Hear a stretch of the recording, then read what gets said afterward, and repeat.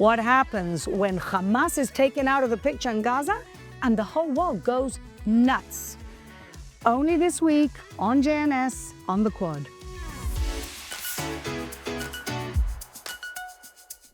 And welcome back, everybody, to the Quad. And here in the studio with my wonderful co-hosts, Shoshana Keats Jaskoll is the founder of Chokhmat Nashim, Elevating Orthodox Women's Voices and Fighting Discrimination. Daniel Ryan is back from a tour of the United States, and he'll tell us all about it. He is, of course, an incredible stand-up comedian and accidental activist, I think we could say at this point. And our wonderful friend Raquela Karamson is back, former sergeant in the IDF, former Israeli government spokesperson and media consultant. The media thing is very, very big this week. But let's please start with the aid in Gaza, because we have the media. And at this point, as you said earlier, Raquel, as we were talking, it's no longer mistakes. It's no longer, oh, we reported too early. It's an agenda. Yeah. We have essentially a new mechanism that is bypassing Hamas quite deliberately, because Hamas is using the aid to fund terrorism, using the aid, steals the aid, sells it back to the people. And so Israel and the United States created an alternative mechanism for regular innocent people to get their food. And yes, the first 1 or 2 days was a little chaotic because it was new, but boy, is it working. Watch this. الناس بتاخذ كرتونه وثلاثه بتاعت حماس بدو لك تروحش على الامريكان يخلف على الامريكان هم بدو لحماس سلموا وراقك وروح دمرت غزه يا عم ارحمونا من شيء الامن يرحمونا رمبوا طعمين وحماس بتجوع مشهد يا عالم حماس اللي بتقول لك مقاومه وسلاح وشعبنا صامت صارت كيف الناس كل قطاع غزه بروح عند الامريكان عشان يطعموهم لما واحد يجي من تعاون حماس تعاون قطر يقول ليش خليك في دارك وما تشاركوش الاسرائيليين الامريكيين في هذا المشروع لا بدنا نشاركهم بدنا ناكل حسبي الله فيك وفي اولادك كمان وان شاء الله تذوق اللي ذقناه احنا بنقول حسبي الله ونعم الوكيل في حماس ان شاء الله تذوق اللي ذقناه ترامب ترامب ترامب ترامب ترامب ترامب ترامب ترامب ترامب نتنياهو كله أمريكا من بداية سريان آلية توزيع هذه المساعدات المجانية، وحماس تحاول بكل الأشكال منع الناس من الذهاب لاستلام المساعدات، سواء بالتخوين أو بالتخويف أو نشر معلومات وإشاعات عن آلية التوزيع، شيء إنه إسرائيل راح تعتقلكم أو راح تقتلكم أو أنتم خونة. واضح إنه أمريكا تريد أن تخلص من قصة الجوع وتحلها، بس حماس مستعدة تقتلنا وتعذبنا وتجوعنا لنبقى ذروع بشرية وده تسوم عليها لتبقى في الحكم. With all of this, at the same time, we've got CNN and the mainstream media, first of all, reporting on a false massacre that 26 people were shot by IDF. Turns out, drone footage showed it wasn't the IDF. Guess who it was? Hamas. They were shooting people, actually enjoying the new mechanism that allowed people to actually feed themselves and not Hamas steal the aid. But God forbid the mainstream media should correct. They're saying it's an ongoing story. It's an ongoing story. And so to me, at this point, when you see the hysterics of what happened in the last 2 weeks, the 14,000 babies that were going to starve and the massacres and the ramping up of the genocide, it seems to me that foreign governments, certain foreign governments, and the media are complicit 100%. to not letting us finish Hamas. I don't understand how we can look at it any other way. Daniel, you've just been doing a tour. What are people saying? I think what's interesting is that for me, I think that this war is really about sort of tearing us apart and getting us to destroy the West. I think that there seems to be a lot of money being put into this narrative that Israel should lose the war, Israel should surrender the war. I don't understand why from the very start of the war, as soon as October 7th happened, we weren't all 100% united around complete victory. I think we were, but it's been long.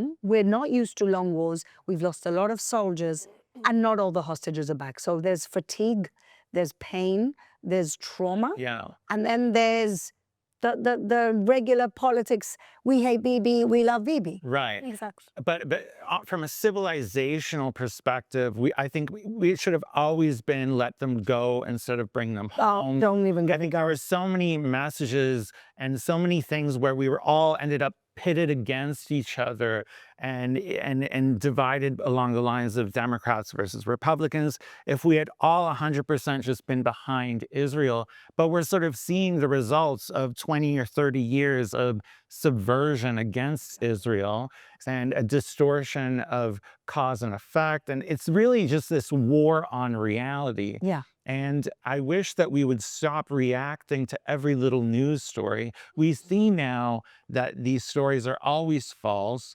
It's always something taken out of context, something the UN says that everyone drives into hysterics. It's this constant blood libeling of Israel. And it's gotten to the point now where these kids are just radicalized TikTok psychos who want to kill Jews and Zionists. And it's terrifying. It's absolutely terrifying. But the media learning that lesson? Not at all. No. The media is very happy. The media is very happy. They get the clicks, they get the shows, they get the outrage, they get the shares.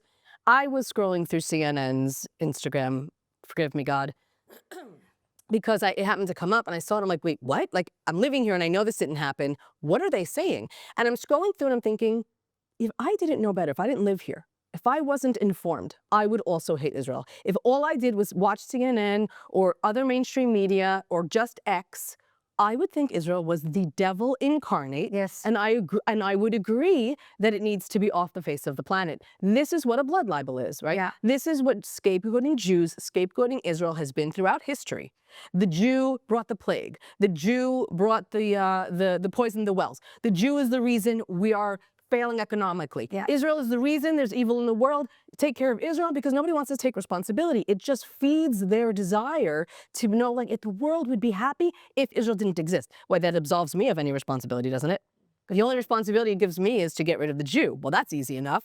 Yeah. That's easy enough. You could just toss a Molotov cocktail into their marches or into their shuls or shoot up their schools. Because the media is complicit not just in not wanting us to beat Hamas. The media is complicit and desires to bring down Israel and the Jewish people. There's no question. And this isn't a conspiracy. It is fact. Well, at this point, it has to be an agenda, of course, because nothing else explains it. You can't be like, oops, sorry. And, you know, it's very interesting when they are completely jumping to conclusions when it comes to Israel. But then when this guy blowtorches 8 Jews, they're like, we have to wait and see what the motivation was. They called it a peaceful protest, in quotes, CNN. What? Of course it was a peaceful. Every week they walk quietly and peacefully. What is this peacefully? What are you trying? We're the peaceful ones. Where were the quotations when they had all the protests on campus? Where were the quotations of peaceful campus protests? Where were they? Just a note on, to prove that this is not by accident. You have CNN, BBC, AP, ABC, NBC, Newsweek, and I could just keep going. NPR Saying what? reporting on the aid that we fired on X number of people. Yeah. Like, you can't have this many news agencies reporting something and then not be an agenda. Which is This false. is not by accident. Reporting something which is false. Exactly. It's not by accident. What my question is, how do they get away with this? How is this legal? Don't they have to print retractions? Don't they have to issue? How do they keep getting away with it? Like, where are the journalistic standards? Yeah. And does it not have to apply them to the Wins. Yeah, well, I don't understand. I need to look into it. But it can't be legal when it's at this point when it's clearly an agenda. Who holds them accountable? How are they allowed to get away with this without? So we saw recently the Trump administration, what they did with the universities, held them accountable. Yeah. So there should be some mechanism that also holds the media accountable if they do this X number of times, if they don't, print a retraction or issue a retraction. Well, there needs to be some sort of mechanism. I don't know if there is. I don't think there is, or at least nothing Does it fall under free with speech? scrutiny. Shouldn't. And also, they're all in the pockets of Qatar. I mean, you talk about CNN, just look at their adverts. When I'm in America, I make it a point to switch on CNN, and the adverts are all Qatar Airways, Qatar Media City, Wow. Qatar Smart City. Wow. Everything, all the adverts. Yeah. So they own Al Jazeera. Al Jazeera is the releaser of the poison because they're the first ones that reported that we had allegedly massacred 26 people. It was false. It was a Hamas gunman who started shooting people. Everybody knows it. They took footage from something else, and then everybody repeats it. And they don't care. They don't wait. They don't check. And then they have the chutzpah then when it's something, we had our own forensics. What forensics do you have when you can't get a basic story right? You are, honestly, it's so sad. It would be fun if it wasn't so sad. They're a caricature. It's a blood libel, and it leads to real Jew murder. Like, let's- it leads to murder. let's talk Look what happened in Colorado. Look what happened in Washington. This isn't theoretical anymore. No. They are feeding the fire of violence against Jews. They're complicit, and they are to blame. The media's to blame. What upsets me the most, though, is like it's this. It creates this feeling of such incredible anxiety and guilt in Jews and in Israelis, where they feel like, oh my God, is this what our government is doing? And they propagate the lies. Like Otto Lengi posted this statement about, I've built a whole career about food and my family's from Israel, and to see what's happening right now in Gaza, withholding food and withholding aid, I will not stand for it. And I'm like, this is the first time you've made a statement. Like, you've said nothing about the hostages being starved. Exactly. This entire time, you've made no statements, but this is the first time you're going to speak out. It's because Jews, I think, have this thing. Certainly, I mean, depends who. But there's a lot of Jews, especially in the West, who have this thing about we can be the good, acceptable Jew. They want to be liked, yeah. We can be that they are seeking, they are thirsty for this validation, that we have to be holier than thou. And God forbid, defending your own people is part of what you do, because then you're one of the bad Jews and they're going to like you less. What they don't realize is that we were in this story before. It's called Germany. There were Jews for Hitler in the 1930s in Germany. People that thought that if they were the right type of Aryan sympathetic Jew, then Hitler would forget, or Hitler would give them a special place, or they can really disassociate themselves from the bad Jews. We've been here before. This is historic. What are these people doing? What do they think is going to be the reaction? In my world and in my experience, people respect you when you respect yourselves, especially the Arab community. They respect you way more when you respect yourself. And this is absolutely ridiculous. The only people who suffered through a Holocaust are the hostages. Yes. Like the unfortunate situation of being in a war zone is it's unfortunate and it's awful, but that is a result of Hamas, and that is a result of Hamas like withholding aid. That is a result of Hamas creating this situation. But in terms of people actually deliberately being tortured and starved and beaten and held in tunnels, the only people who actually experienced a Holocaust were the hostages. Absolutely. And unfortunately, many of them are still experiencing it today. Yeah. But what does America now do? I mean, the administration has been great about the college, like you said. So what do you do now to hold the media accountable? Or does the media now just slowly become irrelevant as the streaming gets bigger and social media, God help us, gets more prominent in terms of what people consume their news? Well, look, you know, there was this young man, Chris something or other, like a real psychopath that was spewing hatred left and right. I'm sure we can have a clip of He was a scumbag of the week. He was a scumbag of the week. And my daughter, God bless her, she says, there's this guy on Instagram, and I'm going to report him. And then so she reported him, and other people reported him. And then she sends to me, shows me that he was banned. Yeah. And I feel like, right. Yeah. So I feel like we can't stop CNN, but we the people can stop the social media slacktivists and inciters by reporting them, by not letting them get away with it, by doing, you know, taking that minute and pushing those buttons, report them for hate, report them for hate speech, because look what happened in Colorado. That man took firebombs and threw them on people marching peacefully because he thought, well, I don't know what he really thought, but he claims he was going to free Palestine by burning some Jews. An 88-year-old Holocaust survivor is the one who's, my understanding is she's the one who's hardest wounded. And there is a direct line from the media and social media incitement to these these acts of terror. And if the media itself doesn't care, which it doesn't, then we, the people, have to comment and report and write back and not watch CNN and to say something. If we don't talk about it, it's not going to change. Well, I've stopped watching it. I can't do it. For my own mental health, I can't do it. One of the first things that I became aware of once I became friends with people in politics and in the political world in America was that MSNBC and CNN, it's all propaganda. Right. And they have agendas, and there is no real journalism anymore. Like, the real journalism is independent media. But you can still watch those programs, but you have to be aware of what their agendas are. CNN, MSNBC, they have a globalist agenda. They want us to live in this sort of communist, queer, neo-Marxist world where we're sort of in hysterics and we hate our own government and we want to tear things down and we're constantly outraged, and they want a deterioration of the family and they want us to be disconnected from religion. That is this sort of globalist agenda. Well, that's bloody depressing. Yeah. No, it's depressing. But you see, the American election was a referendum against that. Yeah. Raquela, you're advising people on media. What do you say? I mean, how do you counterbalance those lies? It's hard because we're a small people, and also, I don't currently speak for the Israeli government, but the Israeli government is always slow to respond. We don't have a strategy. We don't have a team. You were there, and then that doesn't exist anymore.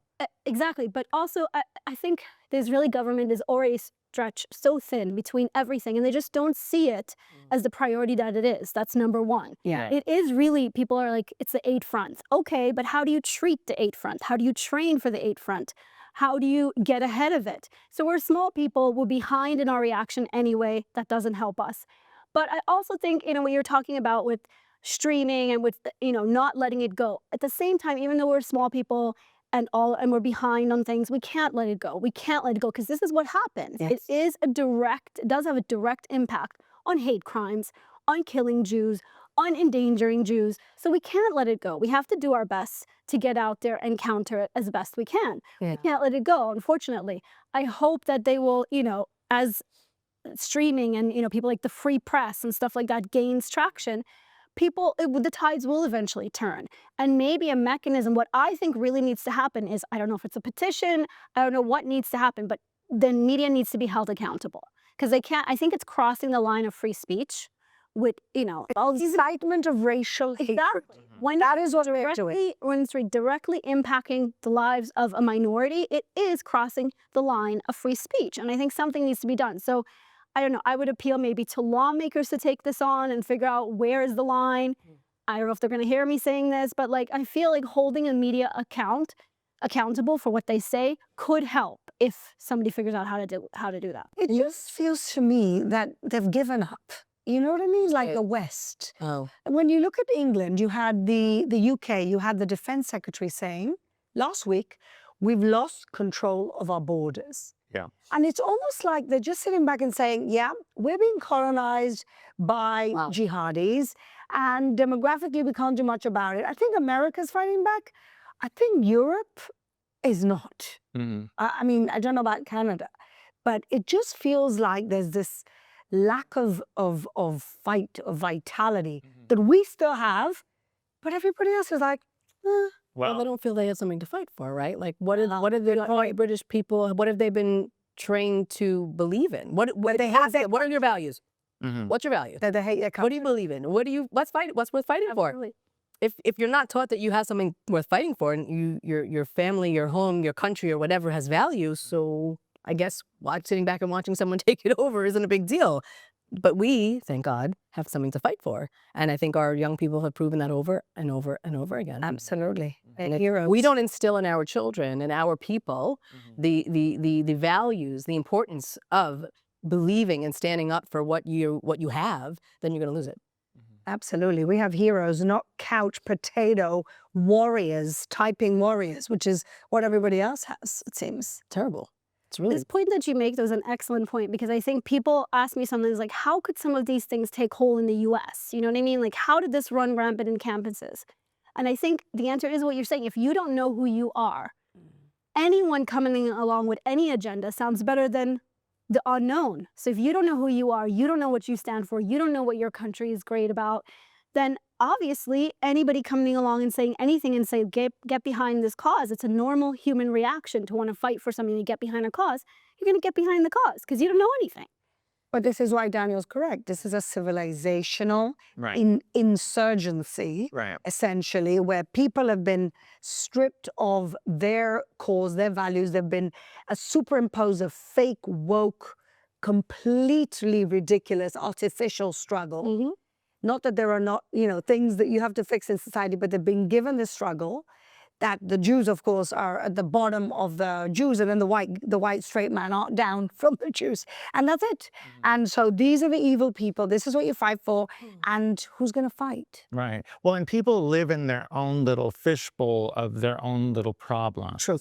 So we always look to criticizing our leaders, and we look towards criticizing our government. And if you do that for 20, 30 years, where every single news comedy program is The Daily Show, with Jon Stewart being this like must-see commie who's like, this constant laugh track of belittling our leaders, laughing at our leaders, taking little things that they say and making them look like fools, and just veering the country so far left that they basically are now, it's like a generation of young people who want to burn down the entire system. Yeah, exactly. As opposed to working within the system, improving what is what is the best of America, the best of Western civilization and Western societies, and being against our enemies. Yeah, because they don't even recognize who the enemy is. So No. you're going to laugh at me, but I'm going to quote Katy Perry. Okay, there's a line in one of Katy Perry, I think it's Roar. She says, "I stood for nothing, so I fell for everything." Yeah. And I'm like, wow, that is so how profound. Yes. That line, "I stood for nothing, so I fell for everything." And I feel like that is the call for this generation. They don't stand for anything. It's interesting. You just made me think of something. When Americans talk about American history, they have tremendous guilt over slavery, which they should, but they don't talk about how America was founded on religious freedom and individual freedom. And they fought against slavery. And right. So that's a really interesting point. Half the country fought against the slavery and won. And instead of holding on to that and saying, yes, it was wrong and we fixed it. Yeah. Yes, the colonization of the indigenous population was wrong. Let's fix it. Instead, they just walk around beating their chest like self-flagellation and just being happy to sit in a corner, suck their thumb and go away, except that they're now transferring that guilt to the Jews, right? So now what they're saying is, I'm bad and they're bad. They're worse. And they're bad and not they're watching worse. what's happening. I'm bad and they're worse. You're right. You're right. Well, that's how Israel is being scapegoated. Through academia, like the Muslim Brotherhood, like people who have been basically infiltrating academia, all these professors. The whole post-colonial Edward Said school of thought around Israel is all around projecting all of the West's evils onto Israel and the idea of Zionism as a colonial project when it's an indigenous rights movement. Yeah, absolutely. It's a war on reality. And like all these academics, all this school of thought, from Judith Butler to, everything that's happening now, is all about the scapegoating of Israel as the ultimate evil, this Zionist entity. Absolutely. And on that note, I think we'll move over to our favorite segment, Scumbag of the Week. And I know I sound repetitive, but so many scumbags, so little time. And this week has been really a bevy of a whole bunch of new ones. Shoshana, maybe elucidate us into the worst. So obviously, for my feelings, and I think us sitting here, the worst scumbag, my scumbag of the week is the horror of a man who's 45 years old. His name is Mohammed Sabri Soliman, who's an illegal immigrant from Egypt living in the United States of America, who decided to take a book out of the Intifada, globalize the Intifada, and made homemade Molotov cocktails and threw them at Jews in a peaceful walk for the hostages in Colorado, and has deeply wounded at least 8 people, one of whom was an 88-year-old woman, Holocaust survivor, if my information is correct. She's very gravely wounded, and he did it to free Palestine. So number one, Palestine ain't free. Number two, you have globalized the Intifada. Thank you, media, for inciting that. And I am, I don't like to do political things, Biden, Trump, it's not my thing. But it is important to understand that he entered the United States on a tourist visa in August 2022 and stayed after it expired. About a month later, he applied for asylum from Egypt. And in March 2023, he received a work permit. There's no asylum. Well, you know what? I'm not even getting to that. But I do know that ICE is taking young men who have been there their whole lives, honor students, grabbing them out of school and putting them in jail and in handcuffs. But this guy's walking around free. So if you want to take illegal immigrants out, do it with the bad guys, with the people who planned this for a year. A year he said he's been planning this. How could there be no footprint of that? So on the one hand, you're wrong, the media is wrong, but on the other hand, United States administration, please go after the bad guys and not the good kids who are just trying to learn to make a real good life in America, like America's supposed to stand for. Okay. I mean, I don't know what kids are being arrested, and if they're good or if they're bad, there's some bad apples there as well. Just for Shoshana, come on. I'm talking particularly about young high school students who've been rounded up recently, and really? Terrible. Yeah, it's not all good what's happening. Yeah. Just a note on him. I heard in the Egyptian press they're reporting, but and how much you can trust it, that he had connections to the Muslim Brotherhood. Which guy? This guy, Mohammed? Yeah, of course. Yes. Well, yeah, no, so they should have caught him. That's what I'm saying. And the Muslim Brotherhood was supporting him in the planning. So I'm saying, like, this should have set off flags if you know it's true. Think. You know what I'm saying? That's exactly But what I've I'm only saying. heard it in Egyptian media so far. So Yeah. Well, because I'm going to hear it on CNN, girl. Didn't we just talk about that? But you know what? I've got a good friend who had to run away from Egypt for saying on October 8th, Dalia Ziada. We love you, Dalia. And she was on the show really early on, and I've interviewed her subsequently. And, it took her a long time to get asylum and to get a work permit. And she's a peace-loving woman who got run out of her own city for saying, wow, Hamas is bad on October 8th. And this guy just gets a work permit like that? What Dalia had to go through? I don't even want to. Okay, Raquela, who's your scumbag of the week, dear? my scumbag of the week relates to the media. Yeah. Again.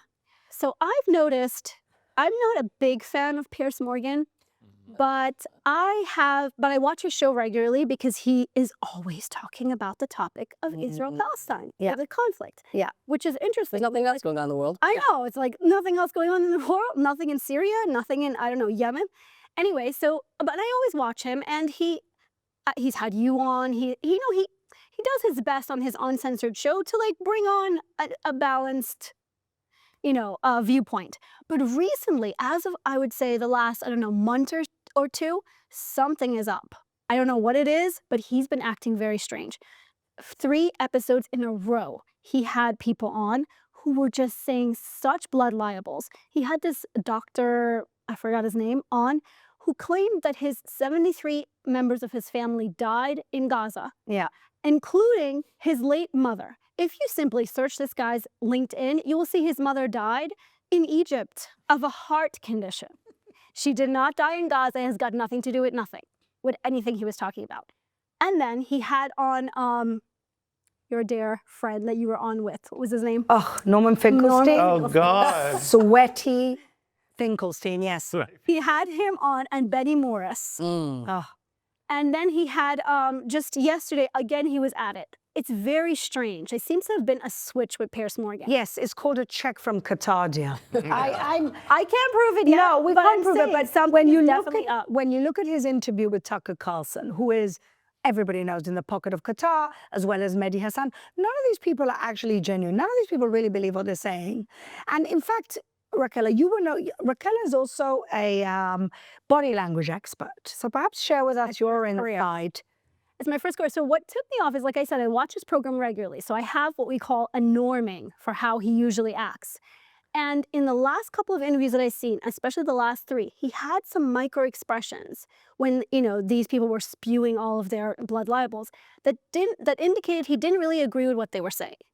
And with Piers Morgan, he wears a lot on his sleeve or on his face, and it's pretty easy to read. And I didn't see those tells before when they would spew this. Like he would either have his face, something like curious, listening, already not listening, on to the next point. But here he had this look of like something you would have on your face if you're trying to hide something. If you were like, you thought he didn't agree and he would have wanted to say something if he wasn't. A micro expression where he's kind of like holding himself back. If you can look at it, you can look at it and look at his mouth area, and you will see he's doing this like thing, like he's, I don't know how to mimic it, but Holding like himself back from a couple points. And it's areas where he previously might have jumped in with his spiel.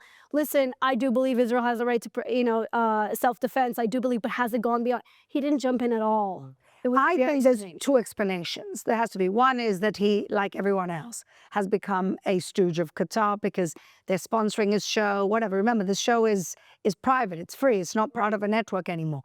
Or 2, he's realized that the best way to get the highest clicks is to have the Jew haters, because that's what brings the audience, which is Candace Owens, and that's what Jonathan Karika said. He was on the episode. He said, I think this is just people want, the red carpet rolled out. They want clicks. They want clicks. And this is, hating on Jews has always been popular over thousands of years. You're not original, people. And I think you're right. I think Piers has really gone to the dark side. So he is my scumbag of the week. And I say it because there were times, like he's had a long career and I've seen him, watched him for a while. I met him a couple of times. I really think that it's a shame to see a journalist that, is who he was, stoop to this level. Yeah, well, money is a very powerful incentive, unfortunately, if that's what it is. But either way, if it's clicks or a check from Qatar, it's still all money. Oh, God help us. All right. So, Daniel, dear, here we go. Hey, Ireland, do you wonder why Republicans hate Rosie O'Donnell? It's because she doesn't know what jihadists are. In 2007, on a talk show called The View, she implied that the American military are the real terrorists instead of Al-Qaeda. When her co-host, Elizabeth Hasselbeck, encouraged her to clarify her statement, she flew into a rage, shouting at Elizabeth live on air, who was 5 months pregnant and could have had a miscarriage. That's why everyone hates her. Almost 20 years later, and Rosie still doesn't know what jihadists are. She doesn't understand that Islamists populate, dominate, then wage jihad and enforce Sharia law. Since October 7th, she has posted nonstop Hamas propaganda, despite the fact that the terrorist group kidnapped, mutilated, and murdered the child of someone she personally knows. She's a sicko. So listen, Ireland, you're Catholic, right? Well, did you know Israel is where Jesus walked? So there's all these special places like the Church of the Holy Sepulchre and Mary's tomb, Nazareth, all these lands protected by powerful, sexy guys like my Olympian friend, Peter Palchich. Peter is like so hot because he was in the IDF, a defensive army of Zionists who protect Israel from all the jihadi, ISIS-style terrorist regimes surrounding it, who want to free Palestine of the Jews and Christians. Not only that, they want to globalize the Intifada to Ireland. Do you get it? You know who else gets it? Colin McGregor, another powerful, sexy guy. And when Colin recently met Peter, you could tell his face just lit up when Peter said he's from Israel.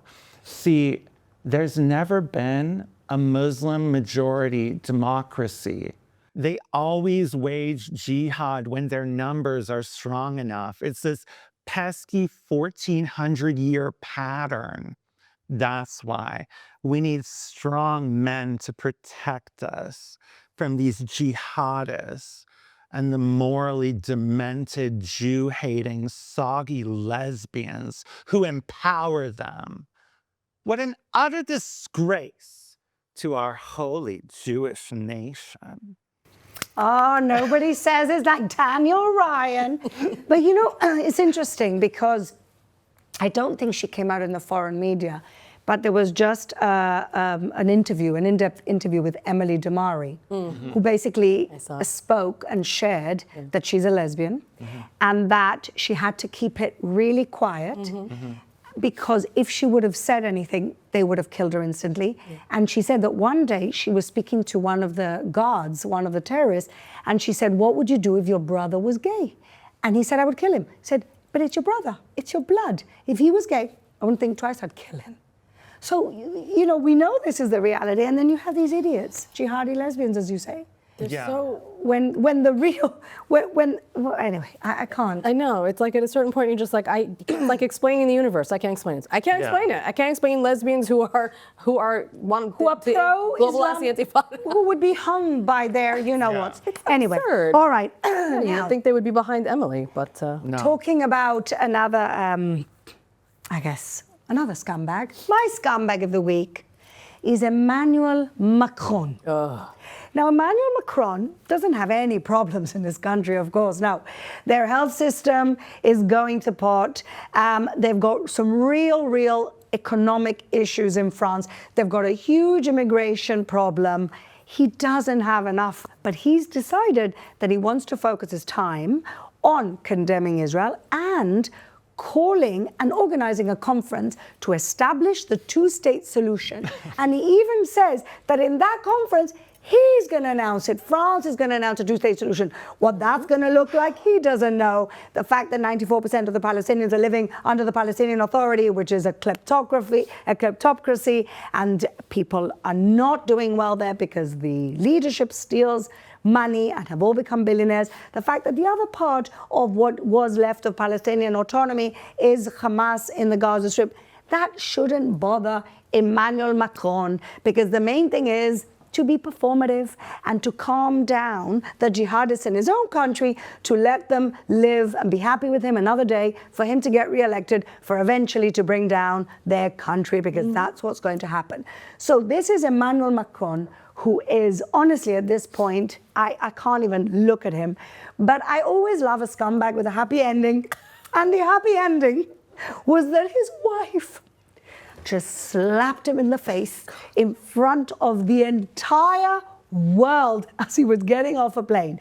I mean, if anybody didn't see this, this gave me my little bright part of my week last week. This woman, I don't know what he said to her, I don't know what he did, and I don't care, because Brigitte Macron in that moment became my hero for slapping the face this idiot of a little Mussolini who thinks that calling for a two-state solution is going to solve his problems and the world's problems, and not just creating another jihadi enclave in the world, because apparently that's what the world needs. So, Emmanuel Macron, you're my scumbag of the week, and your wife sent the message from all of us. Thank you, Brigitte Macron. Okay, so we now wind down to the positive part of our show, and that is the hero of the week. Raquela, who's your hero this week? My hero of the week, I hope I'm pronouncing his name correctly. It's Hananiel, I hope. Yes. Hananiel Gez. Yes.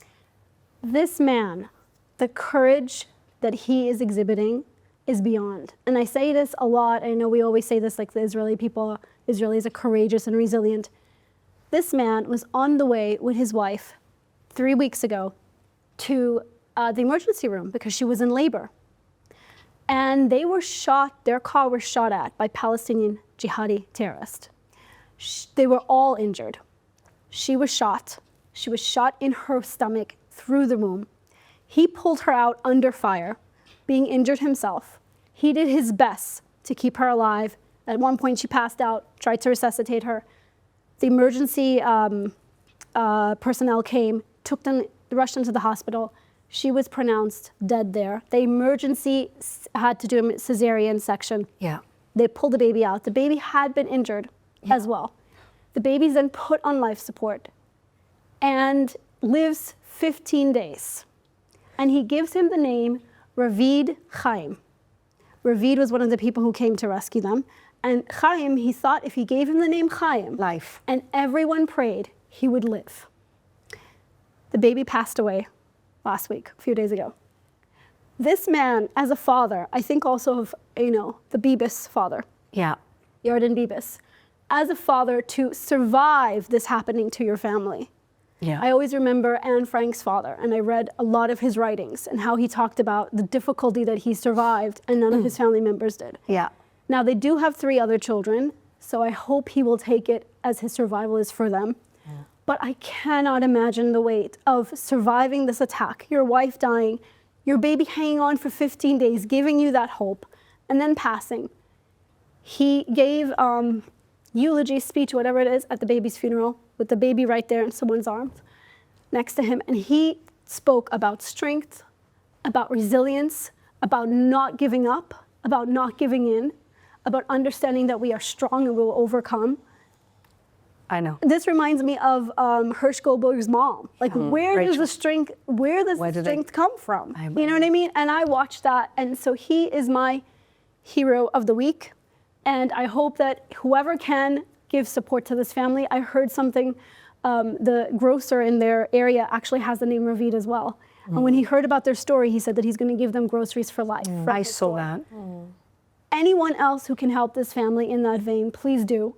Because this man, the burden that he is carrying right now, and then having to, like a lot of Israelis, deal with that, as well as a father to his remaining 3 children. Absolutely. And have them grow up as removed as possible from the trauma. So he's my hero. He's a worthy hero, absolutely. He was really, the people in this country, people don't understand how strong people in this country are. They're like nails. I don't understand it, you know. It's really incredible. Very worthy hero, and we send our prayers and all our good wishes to him. And and those kids should have as normal a childhood as they possibly can without a mother through this trauma. Amen. Okay. Yeah, that was Shoshana, tough. sweetheart. Okay, I'm gonna lighten the mood. Please. Okay. My hero this week is a man named Chris, and he is my hero because he's on Instagram, and we call him in my family the Rugalash guy. He is a black man from America. I don't know his last name, but his Chris Cares None is his handle. Is he like a baker or something, or he likes baked goods? What is it? He eats food and like rates it on the internet. Right. And he's hilarious. Hey, Jewish people, why you gatekeeping all the Rugalash? Hey, Jewish people, how long was y'all gonna gatekeep the babka, huh? Y'all don't think we want some of the babka too? Y'all don't think we want some of that deliciousness too? Well, guess what? JT Pina, and I'm gonna show him right here. I didn't even know he was sending this. He sent this to me, and look at this, y'all. This is crazy. This is awesome. So I got this, and it says, enjoy the babka. Hilarious. And we love watching him. And then one day he goes, hey, Jewish people, I'm coming to Israel. I'm like, no, oh my gosh, coming to Israel. So he's here in Israel now. Hi, Chris. I really want you to be here with us. Oh, we have to have him on the show. Yes, he's here with, I think, a group called Reality, I believe, that brought him here with other people. But why is he my hero? Not because he loves Jews or because he speaks out for Israel, just because he's a mensch. He's a mensch. He's a good guy who's like, listen, Israel's got whatever it's got going on. I love food. I'm going to have the rugalash. I'm going to hang out with the Jews. I'm going to be a good person and hear what's going on. And I'm here to listen. And I feel like that's all I ask of people, right? Just listen. Yeah. Come and listen and have an open mind and have some rugalach with us. You say rugalach, but that's okay. Rugalach is now the way we call it in my house. And he loves babka. He calls himself the babka king. And I want to say something. I happened to notice, because I was talking to him about my parents, that he had 247,000 followers last week. And I just pulled it up to look, and he's got 225,000 now. And I'm wondering if he lost because he announced that he was coming to Israel. And I want to say, go follow him. He's Chris Cares None. He's fabulous and amazing. He's here in Israel and he's talking all about the food that he's eating, which, by the way, Royal Beach Hotel, oh my God, is amazing. And I just come and visit, talk to your Jewish friends, talk to your non-Jewish friends, just to hear what's going on and be a mensch and be open-minded. Chris, you're my hero. Would love to have you here. Welcome to the country. That's amazing. I mean, he just likes good food. Yeah. And in this country, honestly, it's difficult to eat badly. That's what he said. He said, I ate so much food and I don't feel gross. He said it's healthy, it's light. I'm so, you have to follow The it. food is great here. Yeah. Honestly, no bad restaurants survive in this country because We're there's just so many solid. good restaurants. Well, we like Rogulach, Chris. Thank you, Shoshana. What about you, Daniel? Who's your hero? My hero this week is an artist in Berlin by the name of Frank Peter Wild. He was on a podcast in Ukraine recently, and he said this. You have so many people who probably think that they're on the right side of history, supporting Palestinians, and which I can totally relate to. Seriously, I mean it. But they're actually in their demonstrations and in their things sympathizing with Hamas and Hezbollah and declaring solidarity with terrorist organizations. And it makes my blood boil. It really is, for me, so not understandable. I mean, these organizations sponsored by the Islamic Republic of Iran is like the biggest enemy to women's rights, to gay rights, to human rights in general. So I love that he said that. Like, I think that we're sort of at a point now where there's lots of gay men who are not into Queers for Palestine, not into the lesbo jihadi, not into the Intifada gays. We like Israel, we love Israel, we like Western civilization, not into Sharia law. We're not like, we don't have the suicidal empathy. And I like the fact that Frank just laid it down in that statement. And so we need more of that. We need more of that cultural change. We need all the gays coming here for Pride next week. I'm so excited. Next weekend, come to Israel for Pride. Support Western civilization. Support the fact that this is the only democracy in the Middle East. This is the only place in the Middle East where gay men can raise families and have children and live fabulous, beautiful, productive lives. And we want more of that, serving the government, everything. And so thank you, Frank. You are my hero of the week. Well, we need brave people. We need people to speak out. And talking about pride, did you see what happened in Lebanon? Yes. There was a small pride that gathered, and they were persecuted, arrested, like 7 minutes. Beaten up. It lasted 7 minutes. Oh, wow. That's the only other pride in the Middle East. And look what happens compared to what we have here. Well, worthy hero indeed. And my hero, I've actually known for a few months, and I met him again last week. But he's been so on point about everything in the last week. Mike Huckabee, Ambassador Mike Huckabee, who is the U.S. ambassador to Israel. He is also the previous governor. He ran, I think, in a Republican primaries many years ago for president. And I met him in the Knesset last week because we did an event for celebrating Jerusalem Day, and we invited the embassies that actually, accepted reality and moved their embassies to our capital city for 3,000 years. But I love Mike Huckabee because of two things he said in the last week, and no apologies. The first is he called Macron, my scumbag of the week, and said, "What are you doing? You want to do this summit for the two-state solution. You know what? If you want a Palestinian state, take a little chunk of the French Riviera and give it to the Palestinians. That's the only thing you can do. Otherwise, you have no business getting involved in another sovereign country's problems." And he said that unequivocally to Emmanuel Macron, and he said, "You do whatever you want. The U.S. ain't coming with you, and we are not supporting what you're doing." October 7th changed a lot of things. If France is really so determined to see a Palestinian state, I've got a suggestion for them. Carve out a piece of the French Riviera and create a Palestinian state. They're welcome to do that, but they're not welcome to impose that kind of pressure on a sovereign nation. So the fact that he basically cut the legs off Macron's little initiative by America, the most important country in the world, that was great, and that's what Mike Huckabee did. And then 2 days later, he came out and he said, the media is complicit with the anti-Semitism going on in America. And again, two on point, two relevant, and two strong statements coming from the U.S. ambassador to Jerusalem. Yes, Jerusalem. And so I can't wait to have Ambassador Huckabee on our show, and he will come on our show. And I can't wait to have him for Shabbat dinner. He will also come for Shabbat dinner. But Ambassador Mike Huckabee, thank you for being the voice of reason and moral clarity. You're my hero this week. Amen. All right. Well, on that note, ladies and gentlemen, we close our show always with the prayer that by next week, our hostages will be home. This nightmare will have ended. And also the evil regime of Hamas, which represents all of the evil jihad in the world, and we have right on our borders, that goes away. So thank you for watching. Until next week.